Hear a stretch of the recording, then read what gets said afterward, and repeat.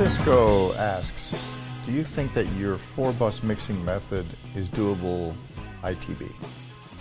Well, I don't know about whether it can all work to the depths that I'm creating by the use of the parallel and the send returns, returning to sometimes other compressors.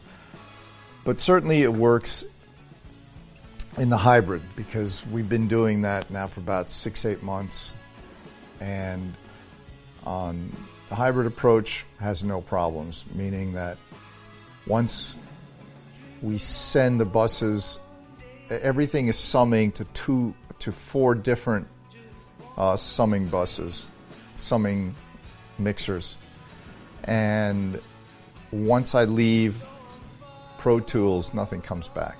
So they all sum, and then I process all 4 of the mixers. So is it dual in ITB? I don't know for sure. My suspicion is no. But certainly in the hybrid it works fine. Roderick, he says, I always have problems with using reverb. I can never seem to get the sense of space that commercial recordings have, big and open, but not obviously reverby. Do you use lots of different reverbs in individual instruments, or so that it becomes an aggregate effect, or do you use just a couple of global verbs? I have 1, 2, 3, somewhere between 4 and 5 verbs at my disposal off the sends, and they all go in different lengths. I have one that is very short and roomy, kind of an old sound from a Lexicon 200. It's like a roomy thing, very short. And then I have a PCM 81 where I get my long reverb that I made. It's a patch that I made, but it's generally a very long reverb. It can be a big plate, it can be a huge hall. Then I have the EMT plate that we have, Electric Lady. I have a choice of 2, well, more than that, but there's 2 great plates that I use all the time. And those are generally go into a short delay and then into the plate. That is either very short or very long, depends on the song. And then I have an altiverb, and again, it depends on the record I'm doing, but the altiverb tends to be allocated to a spring reverb. Spring reverb is a very different sound than all the others. They're kind of grainy, a little distorted. I have that maybe 3 seconds, because you don't really hear the final, you just hear the initial sound. And then I have an M7 that, and again, that can vary depending on the record. I can be using a clear ambience, which is very little reverb, if at all, or a patch that I made that is a longer reverb, or even the A&M Studio, which is nice. So, but what's really going on where you're feeling that depth is, it's just, I don't have it on all the instruments. I think what you're hearing is just the compression, the depth being created by the compression, and quite often just by the very sound that I've been given. And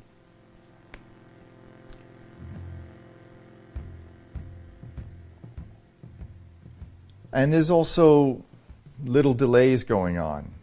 I might have, instead of using a reverb, I might have a delay with a fair amount of repeats, a short delay. So in essence, it appears to be going deep, but it's not a reverb. I have fun doing that quite often.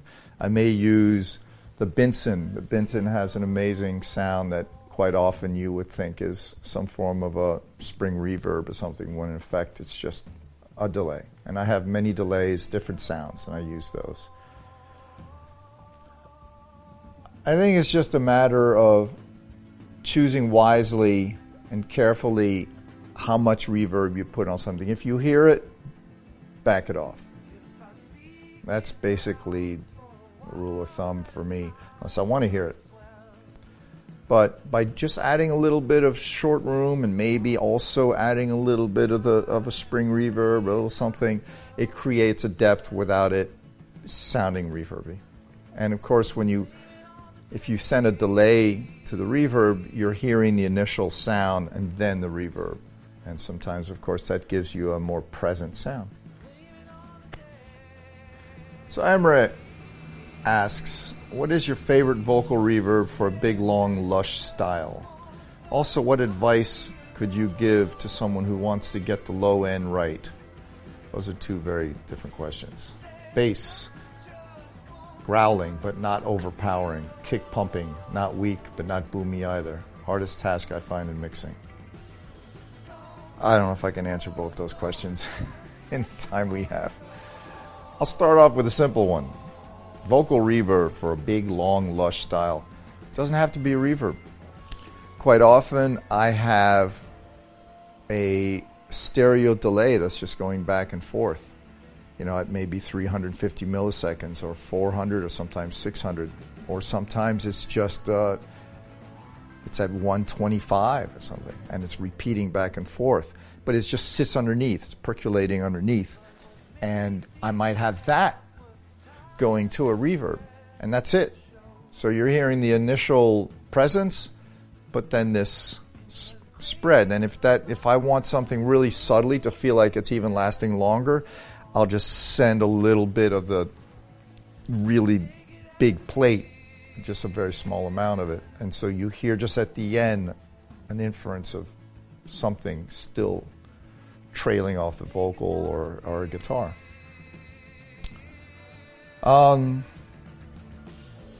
Getting the low end right. You want the kick and the bass generally. One of them is going to be sitting in the other. So depending on the style of music you're doing. The R&B might have the kick wrapped around the bass. And if you're doing rock, you're going to have the kick, right? Kick wrapped around the bass. And if you're doing rock, it might be the other way around. You want some point. Well, let me backtrack on this one. R&B might be kick wrapped around the bass. No, probably bass, kick wrapped around the bass. Kick around the bass. Hey, it's one of these combinations. You're going to have something with a lot of point on it or not. And you should have some big enough speakers so you can hear what's going on. I mean, if it's sounding really boomy, what is boom? You might have too much of 100. You might have too much 40. You might just need to attenuate these sounds. Maybe compress them a bit so that they're a little tighter sounding. Sometimes when a kick is it's got that boominess, it's really easy. You get that, you put the plug-in transient designer across it, and you can tighten that right up, which is great. You can tighten up a bass with that. You can tighten up acoustic guitars with the transient designer. You can tighten up vocals with the transient designer. It's endless what you can do with the transient designer. So that can often be the right tool for you. That tool is simply just not to let all that bottom end add up. And obviously, if the kick that you have isn't a good kick, you should have yourself a sample that you can have underneath to give it that tightness. It don't always depend on what you're given, because it might be really crappy.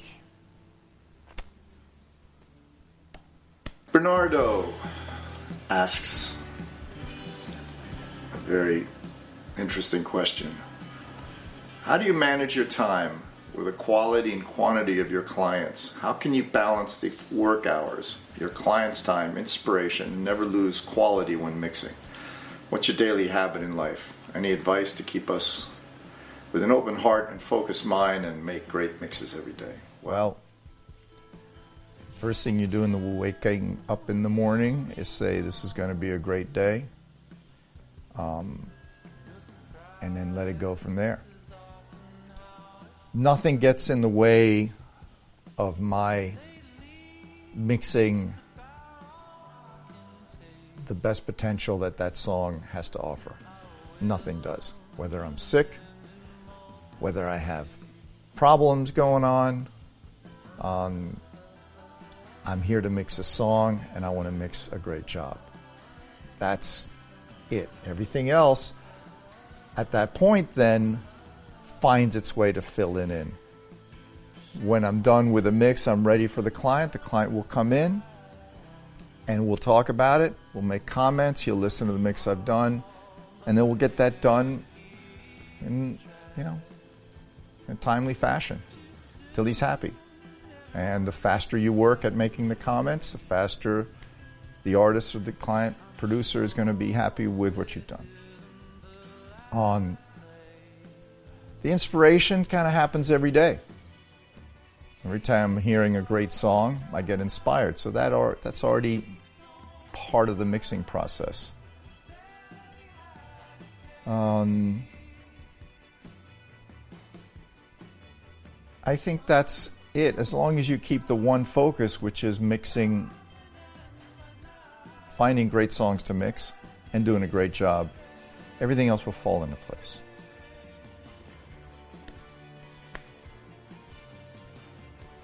Ben says, tell me one piece of hardware that you have not found an emulation for and that you cannot live without.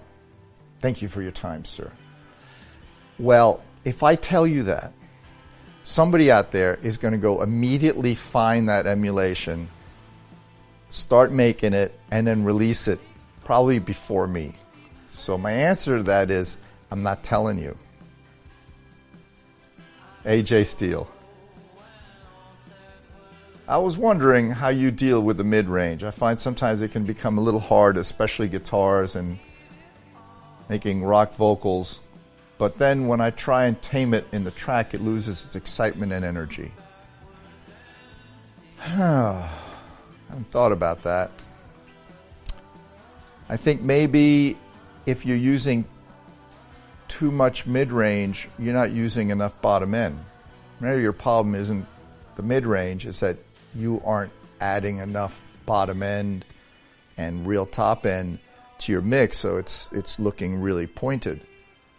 When I do rock guitars, I'm pushing 3K or 4K all the way to the right. And then maybe I'm taking some of the top end off. So one would think that that's going to sound really, really harsh and mid-rangey, but it doesn't because the rest of the track is so fat, so it just kind of sits there. And also, you can put, I don't know about guitars, but on vocals, you can put dynamic equalizers in. I use a Hoffa that, and there's other ones. The Waves has a bunch. You pick whatever you want. They all do basically the same thing. And when the mid-range in a vocal just gets a little bit too aggressive, just nicely brings it down, or you choose a compressor that doesn't enhance the harshness of the mid-range. There's a lot of ways, but I don't seem to find a problem. Sometimes I get a track that has just a whole lot of mid-range, and so maybe I'll back off a little bit, but certainly not enough so that it starts to feel tame. But I think you should be focusing more on taking what there is there and fattening up the areas underneath and around it, and then you'll be fine.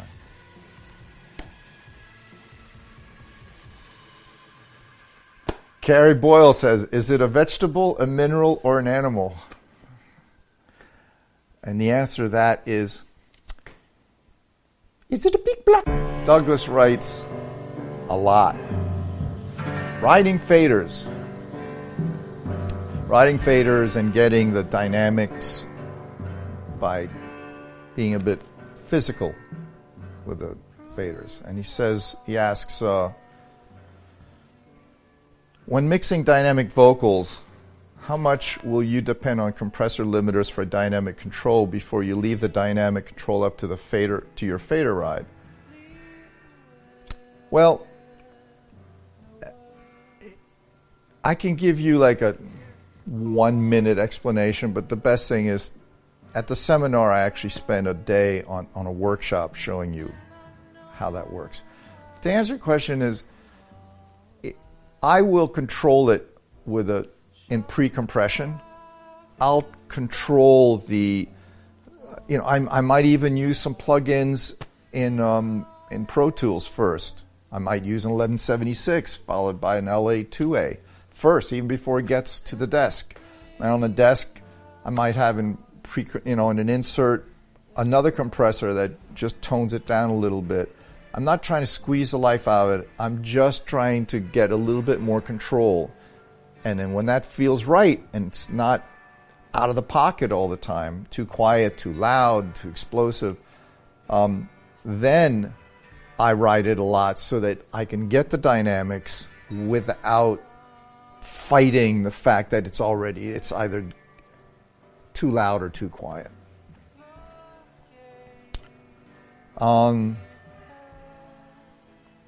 I think that's the simplest answer I can give you and then you'd have to kind of watch me doing the rest. Germans asks, do you use any EQ on across the master bus? If so, is it the same curve or a curve always work or like? Is it a good idea instead of EQing all the channels needing EQ? Thanks a lot for your time. Well, I have I consider it's a mastering rack. When I'm done with the mix, there's very, very little that the mastering engineer needs to do. I am preparing it for him. I'm not slamming it. He still has room to be mastering. He has some levels. He has some, a window there. But I don't feel like I should leave it to him to do the final EQing. Because if it needs EQing, I'm going to go, wow, overall. Now it's an overall thing. And it depends again, because I get different tracks from different artists every day. The engineering of those tracks are going to vary. And sometimes, of course, I'm doing individual EQing. But sometimes just the overall picture might need just to be pumped up. And so, yes, I have EQs as the last part in the chain. It's after the compressors that I use. And even when the compressors, they might barely be moving, but I'm doing the final processing. And that EQing, it varies. It varies on the reason why I need to use it. Maybe it needs a little bit more mid-range that overall just to glue the whole thing. Maybe it needs a little bit more 90 that I can't. It just doesn't sound the same if I do it on individual tracks. I use a clairphonic. I love that. It's very subtle and it's parallel EQ, and I like it. I use it often, and sometimes that's all it needs. I use the curve bender, and again, the curve bender, I might just be bringing up some 16,000. Maybe it just needs some more air on it. Or maybe the track is very thick, and so I'm not actually boosting, I'm attenuating. I might take some 300 and clean it up, and as soon as I do that, it just comes alive. It opens up. So sometimes I do, sometimes I don't, but it's there for my use. Oligarish, or maybe Oligaric, asks, Saturation. Every sound in your mix sounds with character. Like if it would be saturated or something, how often do you use saturation tools? I have one of my sends, aux sends to this little distortion unit that I have. It's very warm. It's very natural. It's kind of feels like it's got even harmonics as opposed to the crunch odd harmonics. And I use it if it's necessary. Again, every day is different. The tracks are different. There's sometimes when it's so well recorded that I don't really need to touch anything. So, yes, I use them when I need them. And it certainly gives it character. Sometimes a track's just too clean and you want to dirty up the drums. You know, you can take the drums and send it to, if all you have is, what would be the decapitator is one. You could put it in the decapitator and then, you know, just add it to the drums. And now you've got dirtier drums. You have to know that, you know, that there's reason for it, that they need to be a bit dirty. High and low pass filter. Are you using high or low pass filters on every track? That's a good question. I use high pass filters on every track except for maybe kick and bass. And I don't use low. Well, sometimes I may use the low pass filter on the kick because I don't want it to. It's having too much of an influence on my snare sound. But overall, I always clean up the bottom end because I take out what I don't hear, and then I'll bring it up all the way to the point where I hear the bottom end disappearing, then I'll back off. So I get rid of all this stuff that you don't really hear but you don't need. And then that allows my bottom end, my kick, my bass, and any other low-end instrument that's supposed to kick in through that point to have that area. And it's not fighting muddiness and low-end stuff. Misha, please elaborate Brauerizing a vocal or a track. I would love to know what is the course of action you take on a voice like Chris Martin's. That's too complicated. I can't really answer that. That's certainly something, if you come to the seminar, I will discuss in detail. But, you know, it's all based on emotion. So that's, in a nutshell, what I do. Sorry, I can't give you, it's too long an answer. Skip says, I've been working with your multi-bus technique in the box for about a year now, and one of the things that puzzled me is when to make adjustments to the individual buses to get the appropriate amount of reduction on each bus. Because sometimes a song has a ton of guitars, but maybe just one twinkly keyboard part, so what I'm sending to C is much hotter than what I'm sending to A, C. C may be reducing too much. At what point in your process do you make these adjustments to the individual buses to get the right amount of compression on each? Well, if you've calibrated them properly where A, B, C, and D all read 0, if I put 5 things, if I bring up 5 instruments, period, that are louder, that are at one level, and I want to bring up another one, I bring up the other one louder so I can hear it. I mean, and if I'm hitting the compressor, let's say C, too hard, it's actually going to get quieter. And if I'm sending a little twinkly thing to A, you're going to naturally hear it louder. But if you're reducing too much, you have a problem. You're reducing too much. So the only time I touch any of the A, B, C, or D is for lowering or increasing the threshold on B on the drums. That's the only one I touch. Everything else, you should be balancing a bit better. I don't know what else to say.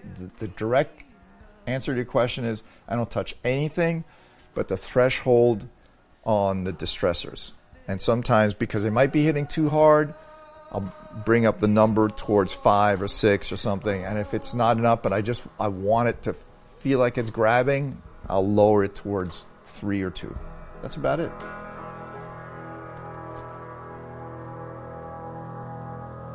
I think that's it.